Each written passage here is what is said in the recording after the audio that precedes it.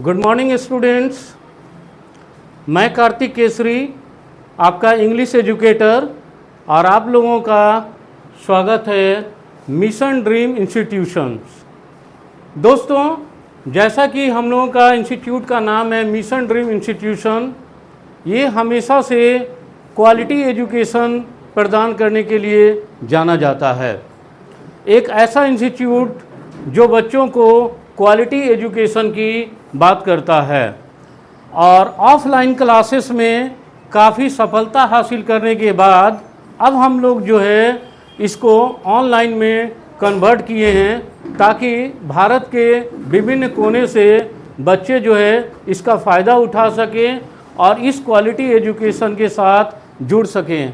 हमारे फैकल्टीज़ काफ़ी एक्सपीरियंस्ड आपको मिलेंगे और आज मैं इस इंस्टीट्यूशन के बारे में बता देना चाहता हूँ, मिशन ड्रीम इंस्टीट्यूशंस, जो कि हम लोगों का एक मिशन के तहत इसको शुरू किया गया है, जिसका मेन मकसद है बच्चों को अच्छी से अच्छी और क्वालिटी एजुकेशन प्रदान करना ऑनलाइन के माध्यम से। हमारे फैकल्टीज़ काफ़ी एक्सपीरियंस रहे हैं और मैं आपका इंग्लिश एजुकेटर कार्तिक केसरी। अच्छा, इस सेंटर के बारे में हमारे जो डायरेक्टर हैं रंजीत बर्नवाल, जिनके सहयोग से आज हम लोग ये सेंटर को खड़ा कर पाए हैं और मैं आशा करता हूँ आज हम लोग आपको इसका कुछ डेमो क्लासेस का कुछ पार्ट्स ज़रूर दिखाएंगे, जिससे सारे बच्चे ये समझ सकें कि उनको किस तरह की और कितनी बेहतरीन क्वालिटी की एजुकेशन जो है उनको मिलने वाली है। तो आइए हम लोग आज अपने फैकल्टी से आप लोग को इंट्रोड्यूस करवाते हैं। हमारे जो मैथ और रीजनिंग की काफ़ी एक्सपीरियंस फैकल्टी हैं, मिस्टर आर्यन सर। आइए हम लोग उनसे दो बातें सुनते हैं। प्लीज़ सर आइए। हेलो स्टूडेंट, मैं आर्यन चंद्रवंशी। आप लोगों को मालूम ही है कि मैं मैथ और रीजनिंग का फैकल्टी हूँ। आप बहुत बारीकी से समझिए वीडियो को, क्योंकि हमारा वीडियो ऑलरेडी हो भी चुका है और हम बनाए भी हैं टाइम एंड वर्क का, और ये वीडियो बनाए हैं। इसलिए हम सही बच्चों से बोल रहे हैं कि आप बहुत अच्छी तरह से ये जो हम ऐप्स हम लोग शुरू किए हैं, जो ओनर की तरफ से चालू किया गया है रंजीत बर्नवाल की तरफ से, इसलिए हम लोग बोल रहे हैं कि आप ये जो ऐप्स है आप डाउनलोड कीजिए और इसे जो कोर्स है, कोर्स को बाय कीजिए और कोर्स को बाय करके आप कोर्स को कीजिए। इसमें total subject math, reasoning, English, GS सभी टाइप्स का बहुत ही अच्छी तरह से पढ़ाई होगी और रिजल्ट कीजिएगा, क्योंकि हम लोग को बोलने की ज़रूरत नहीं है, एजुकेशन देख कर ये बताइएगा कि हम लोग का एक्सपीरियंस कितना है। और भी टीचर्स बहुत हैं और देखिएगा। Thank you sir. जैसा कि आप लोगों ने सुना आर्यन सर से इसका इंट्रोडक्शन के बारे में, तो आज गवर्नमेंट जॉब प्रिपरेशन, बेसिकली ये इंस्टीट्यूट जो है हम लोगों का मेन मकसद है गवर्नमेंट जॉब की प्रिपरेशन कराना। तो आज आप अपने और अपने बच्चों का भविष्य गवर्नमेंट सर्विस में, सरकारी नौकरी में अगर एक सीट लेना चाहते हैं तो आप हम लोगों का इस इंस्टीट्यूट से जुड़िए। और हमारे यहाँ पर जो है एसएससी, बैंकिंग, डिफेंस और जितने भी टेट एग्ज़ाम, सीटेट एग्ज़ाम, ये सारे कोर्सेज़ को प्रोवाइड किया जाता है रिजनेबल प्राइस में। और हम लोगों का जो कोर्सेस है इसमें आपको लाइव क्लासेस मिलेंगे, नोट्स मिलेंगे, रिकॉर्डेड क्लासेस मिलेंगे, पीडीएफ मिलेंगे, डाउट्स क्लासेस दिया जाएगा सभी बच्चों को, ताकि आपको किसी भी तरह का कोई कन्फ्यूजन न हो सके। सो आइए और जुड़िए। आप प्ले स्टोर पर जाकर हम लोगों का मिशन ड्रीम इंस्टीट्यूट आप डाउनलोड कर सकते हैं और इसका आप ज़्यादा से ज़्यादा जो है फ़ायदा उठा सकते हैं। अब हम लोग बुलाना चाहते हैं एक काफ़ी एक्सपीरियंस और अनुभवी टीचर, जो हमारे कॉमर्स सेक्शन को संभालने वाले हैं और उनका एक्सपीरियंस जो है 30 इयर्स प्लस है। आप लोग खुद बता पाएंगे पढ़ने के बाद कि किस तरह के फैकल्टी हमारे इंस्टीट्यूट से जुड़े हैं। Please sir Ashok sir please कम, आप अपना 2 शब्द रखिए sir. Hello, I am A.K. Saha from Asansol, faculty member of Institute of Chartered Accountant of India. Last 30 years, more than 30 years, I am teaching different subjects for the classes 11, from 11 to Chartered Final, CMA Inter, CA Inter, CA Foundation, CMA Foundation, BCom Honors, and different types of papers under the course of graduation and post graduation also. Thank you. धन्यवाद sir. जैसा कि आप लोगों ने देखा, हम लोगों का कॉमर्स के फैकल्टी से आप लोग मिले, और अब मैं बुलाना चाहूँगा इस सेंटर के जो डायरेक्टर हैं, ओनर हैं, और उनकी फैमिली को आप लोग मिल जाए, जिनके सहयोग से आज हम लोग ये इंस्टीट्यूट जो है खड़ा कर पाए हैं। प्लीज़ रंजीत सर, प्लीज़ आइए, बस 2 शब्द बोलिए। नमस्ते। हम कॉम्पिटिटिव का एग्ज़ाम के लिए जितने भी गवर्नमेंट जॉब है उसी के तैयारी के कारण बहुत सारा फैकल्टी हमने बाहर से लाए हैं, जो कि आपको अच्छी से अच्छी पढ़ाई मिल सके और अच्छी से अच्छी सर्विस मिल सके, जिसके कारण आप लोग इसके लिए मेरे ऐप में जा सकते हैं और मेरे ऐप से हर आपको सुविधा मिल जाएगी। Thank you. मैम अगर आप भी कुछ बोलना चाहें तो बोल सकते हैं। Good morning student. आज मिशन ड्रीम इंस्टीट्यूशन में आप लोग का वेलकम। मिशन ड्रीम के owner Mr Ranjeet Barnaul sir, उनकी wife Mrs Pratima Barnaul ma'am. तो आज मैं आप लोगों से कहना चाहूँगी कि यहाँ पर 1 से 12 तक की क्लास हो रही थी, वो भी ऑफलाइन। अब यहाँ पर ऑनलाइन भी क्लासेस स्टार्ट हो रही है। अभी तो देखिए कंपटीशन का ऑनलाइन क्लासेस स्टार्ट हो रही है, प्लस कॉमर्स का और अदर भी सब्जेक्ट यहाँ पर मौजूद है। एबेकस हो गया, आपका ड्राइंग हो गया, कंपटीशन, ये सब भी क्लास यहाँ पर कराया जाता है। यहाँ पर टीचर अवेलेबल 15+ है, और इसका ब्रांच भी अब पांडेसर में 5 अक्टूबर को खुलने वाला है। तो यहाँ पर सर लोग आज देखिए मिशन ड्रीम इंस्टीट्यूशन में सर लोग ऑनलाइन क्लासेस की डेमो दे रहे हैं, वो भी कंपटीशन की हो गया, मैथ हो गया, रीजनिंग हो गया, इंग्लिश हो गया। तो आप लोग देख सकते हो। Thank you. Thank you ma'am. जैसा कि मैम ने बताया कि हम लोग आज डेमो क्लासेस देने वाले हैं, तो मैं आपका इंग्लिश फैकल्टी कार्तिक केसरी, और आइए देखते हैं हम लोग आज कुछ डेमो क्लासेस जो है इसको आज हम लोग इंग्लिश का कुछ डेमो क्लासेस देखते हैं।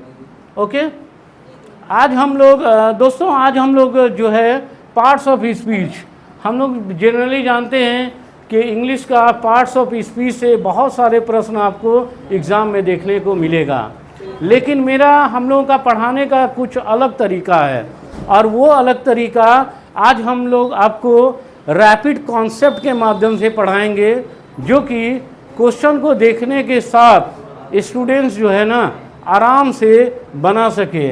आइए हम लोग इसकी शुरुआत करते हैं।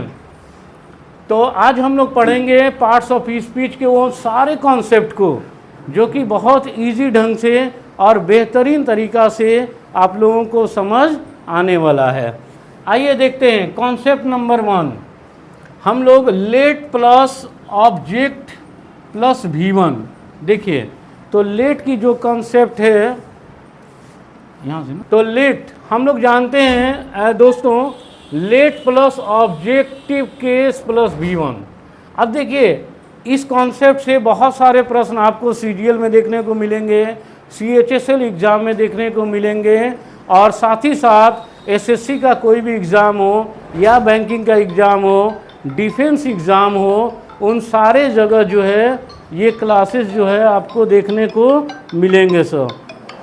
ओके, तो आज हम लोग देखते हैं late plus objective case. Objective case क्या होता है बच्चों? देखिए, एक हो गया सब्जेक्ट और दूसरा हो गया ऑब्जेक्ट। ओके, तो हम लोग जहाँ तक कि जानते हैं कि आई जो सब्जेक्ट है उसकी ऑब्जेक्ट क्या होती है, मी।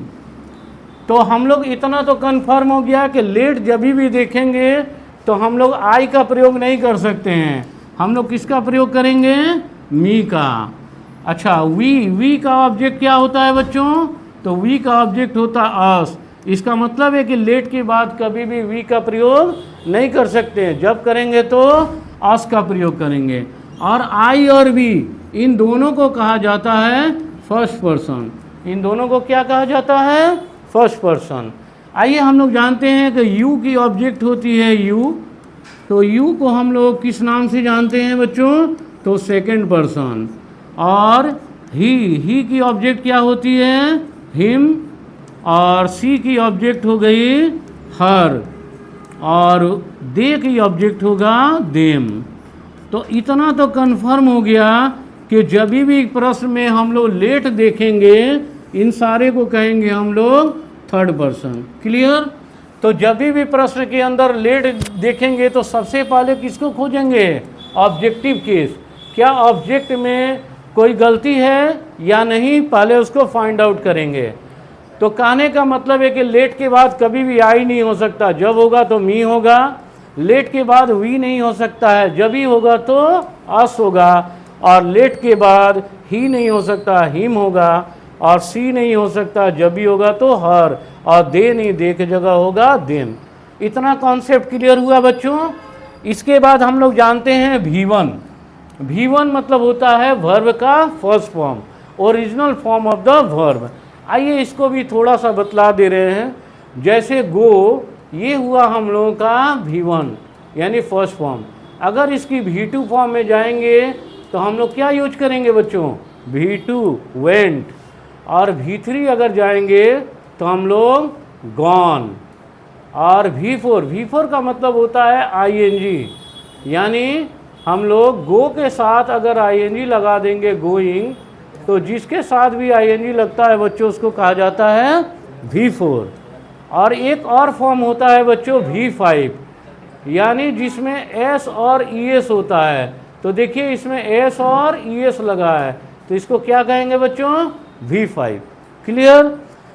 तो हमने कहा कि लेट के बाद ऑब्जेक्ट आएगा, ऑब्जेक्ट के बाद हमेशा V1 का प्रयोग होगा। इसका साफ साफ मतलब है कि इसके बाद कभी भी V2 का यूज़ नहीं हो सकता है, V3 का प्रयोग नहीं हो सकता है, V4 ING ये भी गलत होंगे, और V5 S और ES ये भी गलत होंगे। आई थिंक आप लोगों को ये बात क्लियर हो चुका होगा। आइए क्वेश्चन देखते हैं। क्वेश्चन भी मैंने वही उठाया है जो आपका प्रीवियस एग्जाम में आए हुए प्रश्न हैं बच्चों। देखिए, let us dash on the stage. अब देखिए लेट के बाद यहाँ क्या आया, अस क्या है, ऑब्जेक्टिव केस है। देखिए अस क्या है बच्चों, ऑब्जेक्टिव केस है। इसका मतलब यहाँ तक सेंटेंस बिल्कुल सही है। अच्छा, ऑब्जेक्टिव केस के बाद क्या चाहिए बच्चों, तो V1 चाहिए। ऑब्जेक्टिव केस के बाद क्या चाहिए बच्चों, V1 चाहिए। तो डांसेस में देखिए S और ES लगा है, इसका मतलब क्या है, S और ES लगने से ये क्या बनता है, V5। तो क्या बताइए कि V5 कभी हो सकता है, नहीं। ऐसे ही ऑप्शन रॉन्ग हो गया। ठीक है बच्चों। आइए दूसरा देखते हैं, डांसिंग।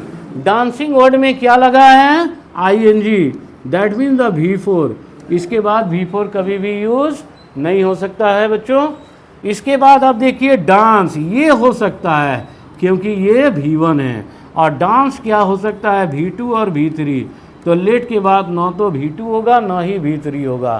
तो right answer is dance. I think सभी को अच्छे से क्लियर हो गया होगा। आइए हम लोग एक और क्वेश्चन देख लेते हैं बच्चों।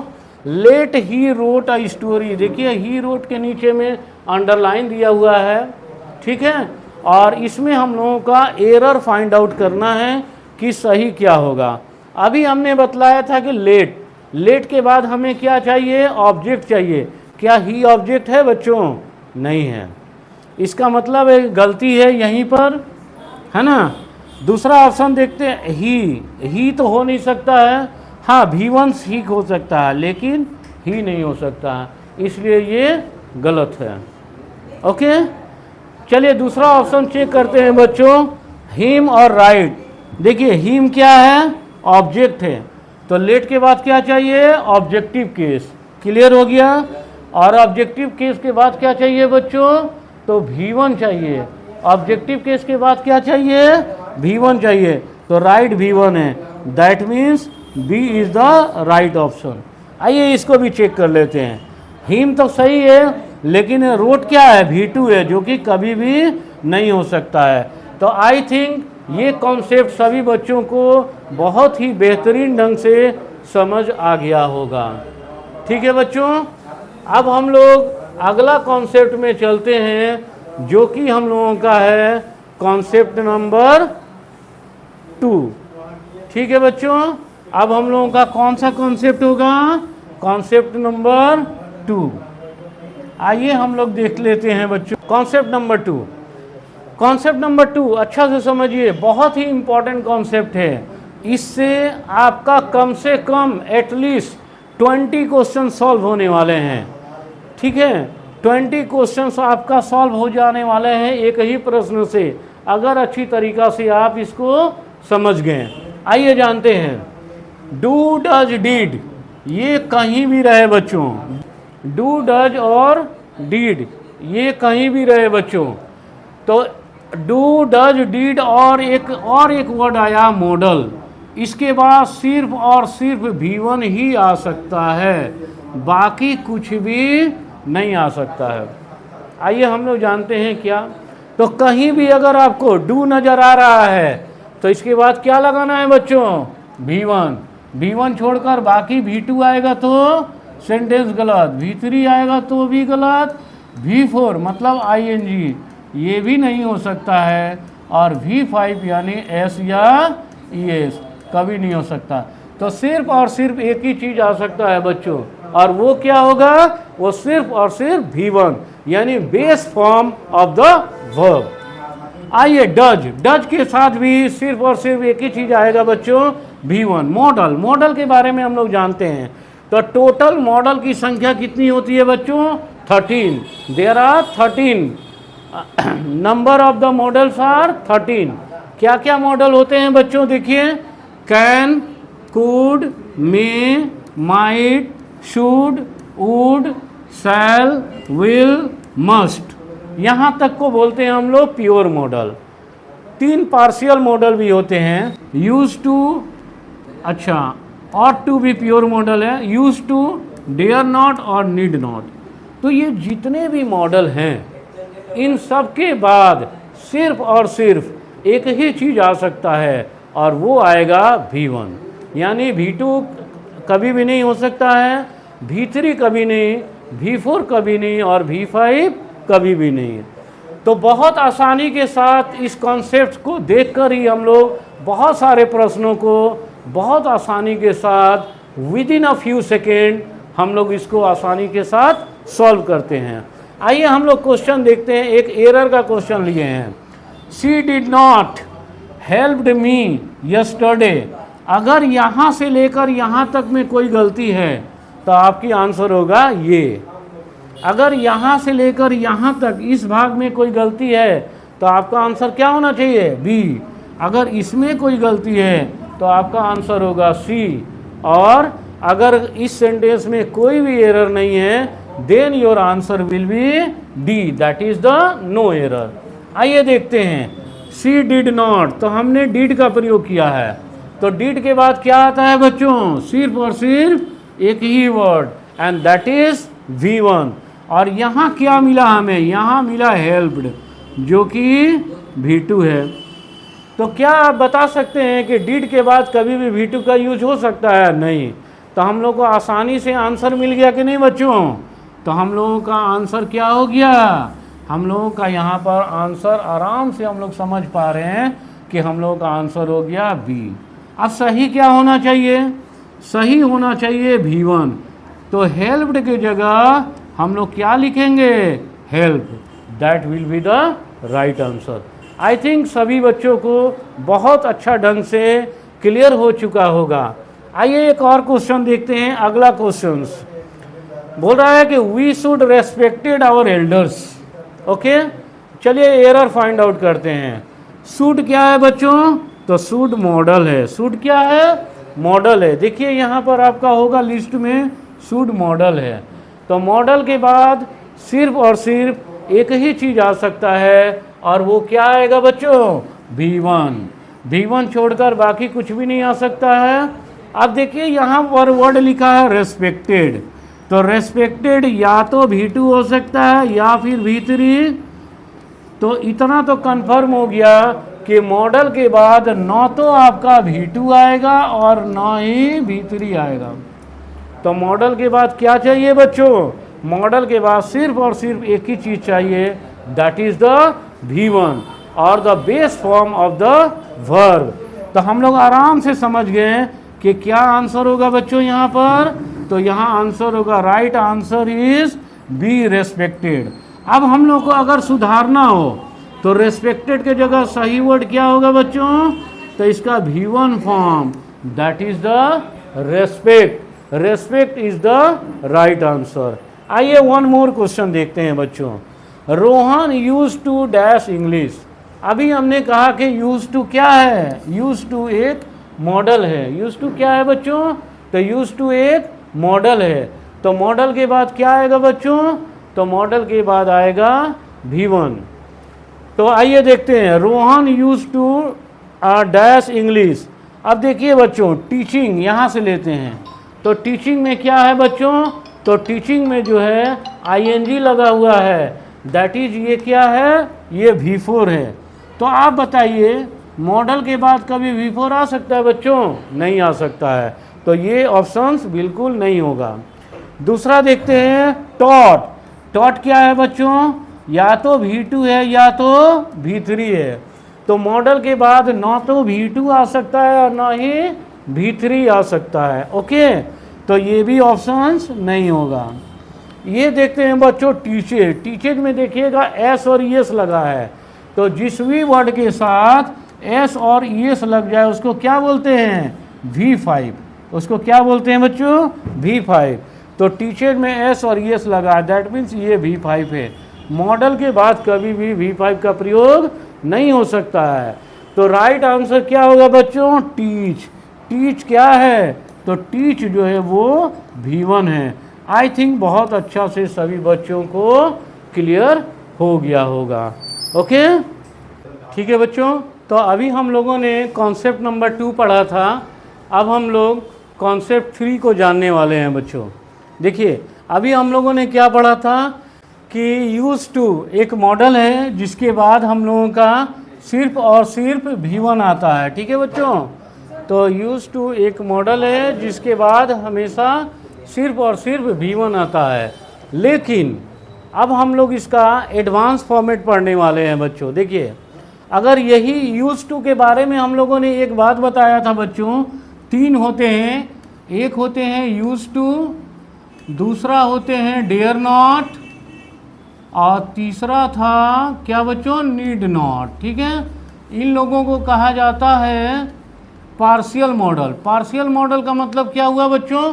ये मॉडल का भी काम करेंगे और वर्ब का भी काम करेंगे। तो यही यूज टू अगर बी वर्ब के बाद आता है बच्चों, बी वर्ब का मतलब हुआ इजेमार वाज वेयर, इसको हम लोग शॉर्ट में बोलते हैं बी वर्ब। अगर ये यूज टू सब्जेक्ट के बाद आएगा तो definitely it will be a model, ये मॉडल होगा। और इसके बाद हम लोग सिर्फ और सिर्फ base form of the verb, that is the V1, first form of the verb use करेंगे। लेकिन अगर यही यूज टू अगर हम लोगों का बी वर्ब के बाद आ जाए, बी वर्ब का मतलब क्या हुआ बच्चों? Is am are was were. तो अगर यूज टू बी वर्ब के बाद आएगा तो इसके बाद V1 का प्रयोग नहीं होगा। इसके बाद किसका प्रयोग होगा बच्चों? जीरंड का। तो एक नया टर्म आप लोगों को यहाँ देखने को मिल रहा है, जीरंड। जीरंड क्या है? देखिए जीरंड हम लोग बेसिकली V4 को बोलते हैं। V4 का मतलब होता है वर्ब का फोर्थ फॉर्म, यानी V1 के साथ अगर ING लग जाए तो ये V4 बनता है, और इसी V4 को हम लोग जीरंड कहते हैं। तो इतना तो क्लियर हो गया बच्चों कि यूज टू अगर इजेमार वाज वेयर के बाद आता है तो इसके बाद V1 का प्रयोग नहीं होगा, इसके बाद V4 का प्रयोग होगा, दैट इज कॉल्ड जीरंड। आइए क्वेश्चन देखते हैं बच्चों।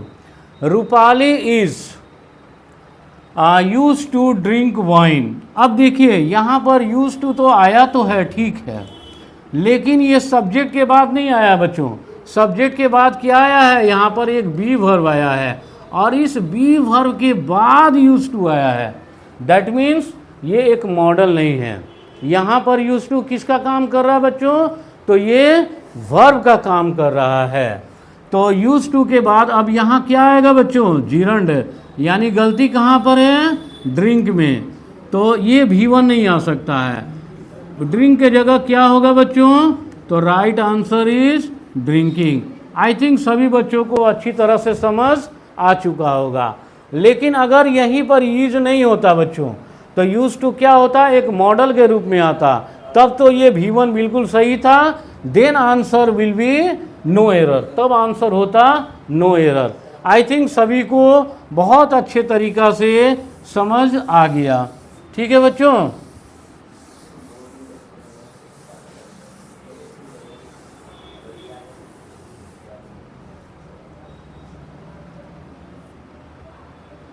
अब हम लोग आते हैं कॉन्सेप्ट 4।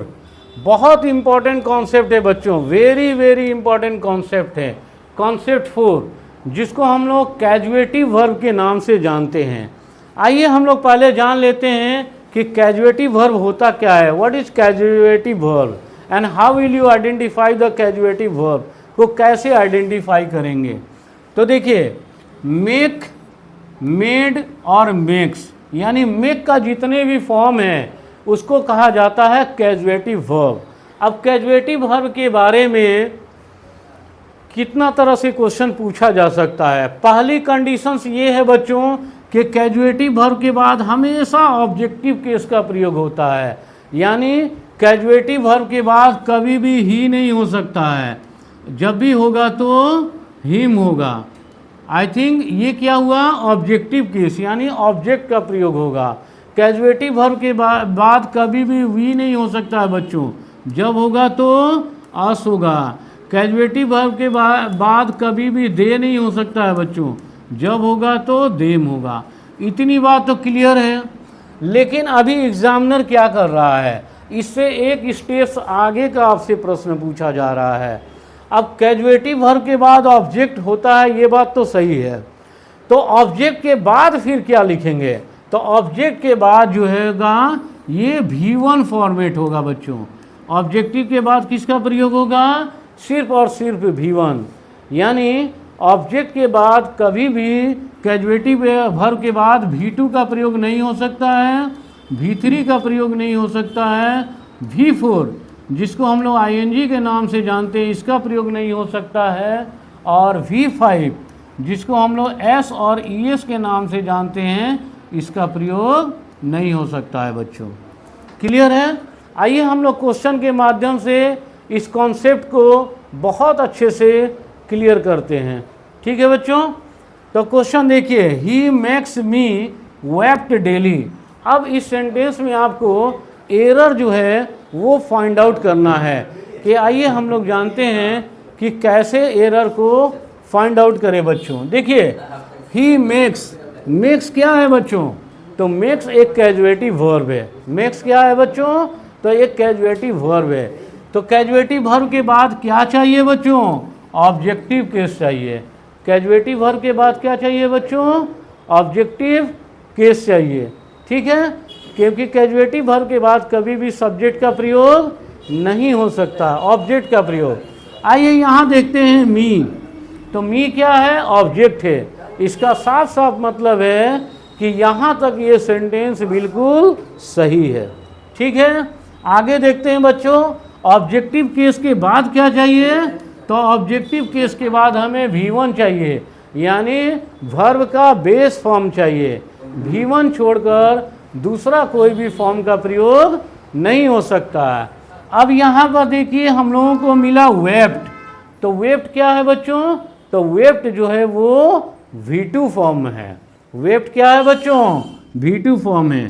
तो क्या बताइए, कैजुएटिव वर्ब के बाद ऑब्जेक्टिव केस आने के बाद कभी V2 लग सकता है? नहीं लग सकता है। तो साफ साफ मालूम चल रहा है कि गलती कहाँ पर है, तो गलती हम लोगों का ये सी पार्ट में है। अब आप लोग जानना चाहेंगे कि इसका सही क्या होगा, तो आइए हम लोग जानते हैं। तो वीप, वेप्ट का V1 फॉर्म, तो वेप्ट का V1 फॉर्म क्या होगा बच्चों, तो वीप। तो अगर यहाँ पर वीप कर दिया जाए तो ये सेंटेंस 100% क्या हो जाएगा, करेक्ट हो जाएगा। ठीक है बच्चों, एक और क्वेश्चन लेते हैं कैजुएटिव वर्ब के बारे में, तब आई थिंक और अच्छे तरीका से आप कॉन्सेप्ट को क्लियर कर सकते हैं। आइए देखते हैं बच्चों। Kavya made, okay, Kavya made see run on the floor. इस क्वेश्चन में हम लोग एरर को फाइंड आउट करेंगे। ये सारे का सारे आपके प्रीवियस ईयर में अलग अलग गवर्नमेंट एग्जाम में पूछे गए प्रश्न हैं। ओके, काव्या मेड, तो मेड क्या है बच्चों, मेड एक कैजुएटिव वर्ब है। मेड क्या है, तो मेड एक कैजुएटिव वर्ब है। कैजुएटिव वर्ब के बाद क्या चाहिए बच्चों, तो कैजुएटिव वर्ब के बाद ऑब्जेक्टिव केस चाहिए। कैजुएटिव वर्ब के बाद हमेशा ऑब्जेक्ट का प्रयोग होगा, सब्जेक्ट का प्रयोग कभी नहीं हो सकता। आइए चेक करते हैं। अब देखिए यहाँ पर, यहाँ लिखा हुआ है बच्चों सी। आप खुद बताओ, क्या कैजुएटिव वर्ब के बाद सी सब्जेक्टिव केस हो सकता है क्या? तो बोलेंगे सर कैजुएटिव वर्ब के बाद कभी भी सब्जेक्ट नहीं हो सकता है, तो क्या होगा, ऑब्जेक्टिव केस होगा। तो ऑब्जेक्टिव केस क्या होता है बच्चों, तो हर। तो साफ साफ पता चल गया बच्चों कि सी के बाद, सी के जगह में ये सी जो है गलत है। तो सी के जगह में क्या होना चाहिए बच्चों, तो सी के जगह में होना चाहिए हर। ठीक है, और हर के बाद क्या चाहिए हमें, V1 form, that is the first form of the verb. तो यहाँ पर रन बिल्कुल सही है। तो आई थिंक सभी बच्चों को ये कॉन्सेप्ट बहुत अच्छे तरीका से समझ आ गया होगा। किसी को कोई डाउट, कोई क्वेश्चंस? आई थिंक अब कोई किसी भी तरह का कोई डाउट की गुंजाइश नहीं है। तो सभी के कॉन्सेप्ट क्लियर हो गया बच्चों। आइए हम लोग अब चलते हैं अगला कॉन्सेप्ट में, जिसका नाम है कॉन्सेप्ट नंबर 5। आइए कॉन्सेप्ट 5 में हम लोग क्या सीखते हैं बच्चों। कॉन्सेप्ट 5 में हम लोग सीखेंगे फुल इन्फिनिटिव। अच्छा, एक नया टर्म आप लोगों को सुनने को मिला, फुल इन्फिनिटिव, अभी बतला देंगे। तो 2 + V1 किसको बोलते हैं बच्चों, 2 + V1 को बोलते हैं फुल इन्फिनिटिव। इन्फिनिटिव के बारे में और कॉन्सेप्ट जानना चाहते हैं तो आप देख लीजिए इन्फिनिटिव। तो इन्फिनिटिव 2 तरह का होता है बच्चों। कितने तरह का, 2 तरह का इन्फिनिटिव होता है। ठीक है बच्चों, तो पहले वाले इन्फिनिटिव को हम लोग बोलते हैं फुल इन्फिनिटिव। पहले वाले इन्फिनिटिव को क्या बोलते हैं बच्चों, फुल इन्फिनिटिव।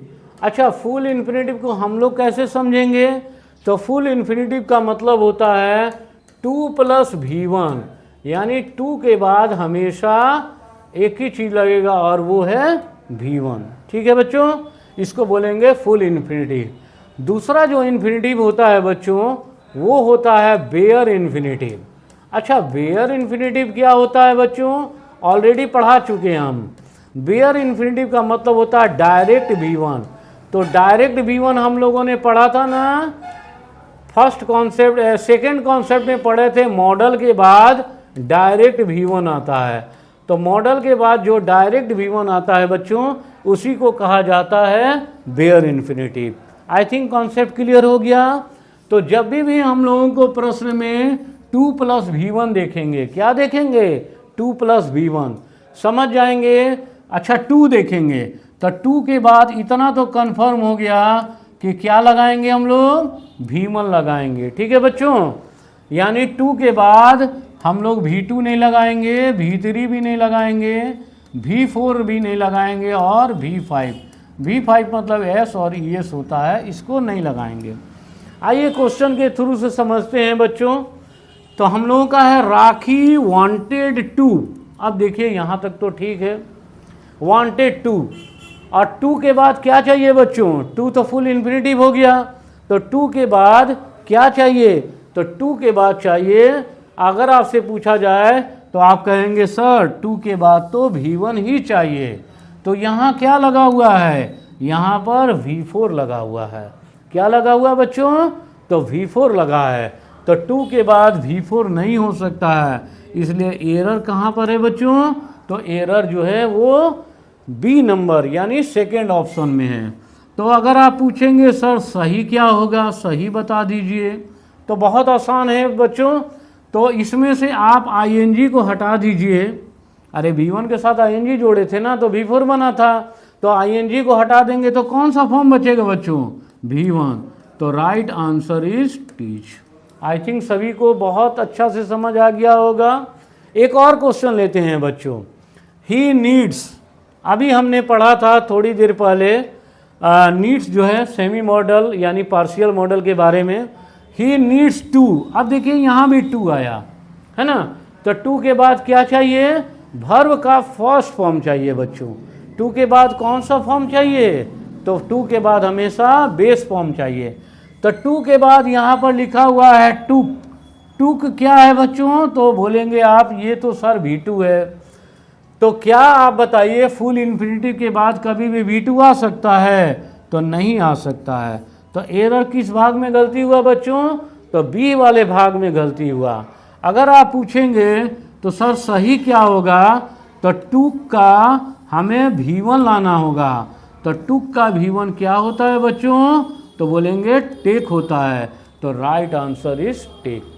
आई थिंक सभी बच्चों को बहुत ही बेहतर ढंग से समझ आ गया होगा, किसी भी तरह का कोई कंफ्यूजन नहीं है। तो अब आगे बढ़ते हैं हम लोग बच्चों कॉन्सेप्ट नंबर 6 की तरफ, जो कि आज का हम लोगों का लास्ट कॉन्सेप्ट होगा। ठीक है बच्चों, आज के क्लास का, इसका मतलब कॉन्सेप्ट ख़त्म नहीं हो गया बच्चों। ठीक है, कॉन्सेप्ट अभी और भी हैं। तो आइए हम लोग अब इस कॉन्सेप्ट पर गौर करते हैं। ठीक है, CGL में जितने भी डिफ़िकल्ट लेवल का क्वेश्चंस है, जितने भी टफ लेवल का क्वेश्चंस है, वो अब यहाँ से पूछे जाएंगे बच्चों। कहाँ से पूछे जाएंगे? तो यहाँ से अब हम लोगों का कॉन्सेप्ट शुरू होगा। देखिए, अभी आप कहेंगे, अभी तो आपने कहा था कि टू के बाद हमेशा V1 लगेगा। अब इस कॉन्सेप्ट को हम लोग पलटेंगे। ठीक है बच्चों, तो ध्यान से देखिएगा। आपका चार मतलब ये जो है ना 5 फ्रेज है। आप पहले फ्रेज याद रखेंगे बच्चों। तो ये फ्रेज देखिए क्या क्या है। कभी भी क्वेश्चन में विद अ व्यू टू मिला, लुक फॉरवर्ड टू मिला, एडिक्टेड टू मिला, एकस्टम टू मिला और इजेमार वाज वेयर के बाद यूज टू मिला, सब्जेक्ट के बाद नहीं बच्चों। तब याद रखिएगा इन पांचों ही फेज में हमें V1 का प्रयोग नहीं करना है। देखिए एक वर्ड लिखे होंगे हम लोग, ऑलवेज जिरंड।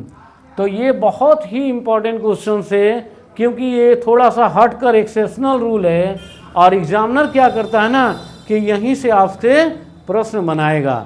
तो विद ए व्यू टू, जैसे ही क्वेश्चन के अंदर विद ए व्यू टू समझ लेंगे, हम समझ जाएंगे हमें जिरंड लगाना है। तो जिरंड को अभी हम लोगों ने एक नाम से समझा था बच्चों। जिरंड का मतलब होता है V4।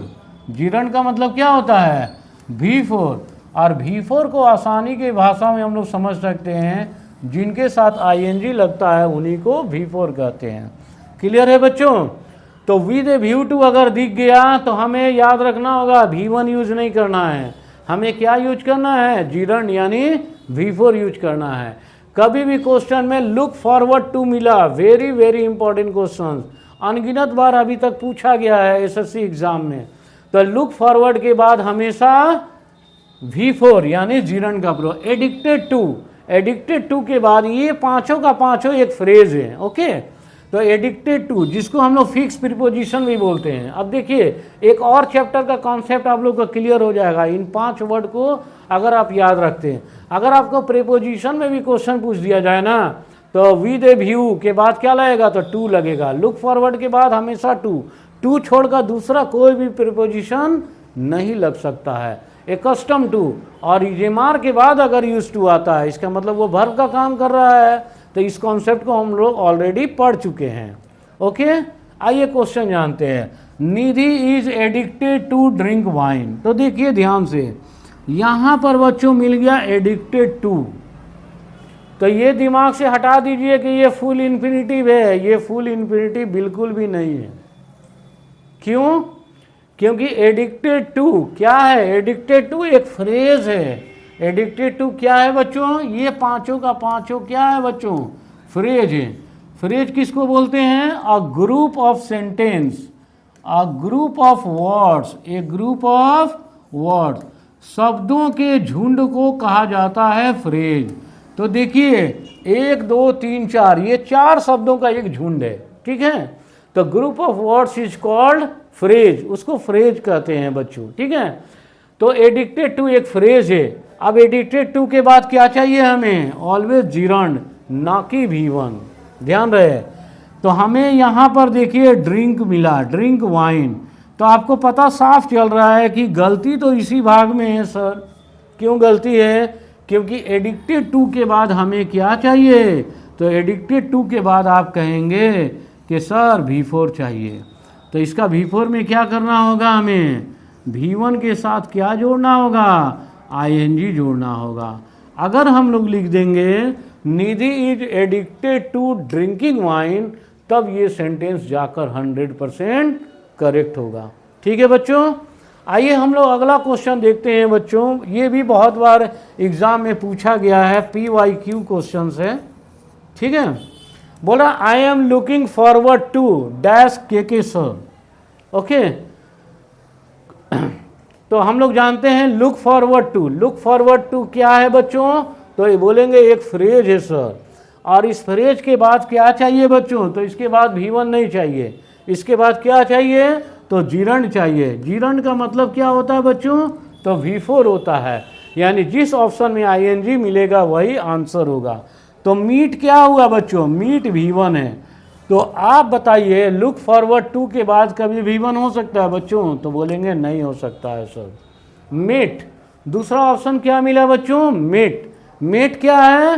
तो बोलेंगे V2 है सर। तो क्या लुक फॉरवर्ड टू के बाद कभी भी V2 हो सकता है बच्चों? तो बोलेंगे नहीं हो सकता है। तीसरा ऑप्शन देख लेते हैं मीट्स। मीट्स में S और ES लगा है बच्चों, इसका मतलब ये V5 है। तो बोलेंगे ये भी नहीं हो सकता है सर। तो क्या होगा? तो हमें लुक फॉरवर्ड टू के बाद जिरंड चाहिए। क्या चाहिए? जिरंड। जिरंड का मतलब है V4। तो देखिए यहाँ पर लगा हुआ है meeting. So right answer is meeting. I think सभी बच्चों को बहुत अच्छी तरीक़ा से समझ आया होगा।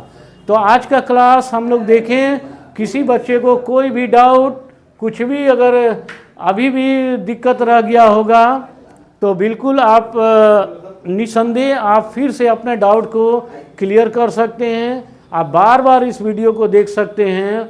और अभी हमने जस्ट पहले ही बतलाया वीडियो की शुरुआत में, आप लोग प्ले स्टोर पर जाइए और इस ऐप्स को, मिशन ड्रीम इंस्टीट्यूशन ऐप्स को आप लोग डाउनलोड कीजिए और वहाँ आपको सारी जानकारी दे दिया जाएगा।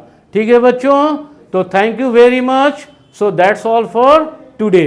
ओके।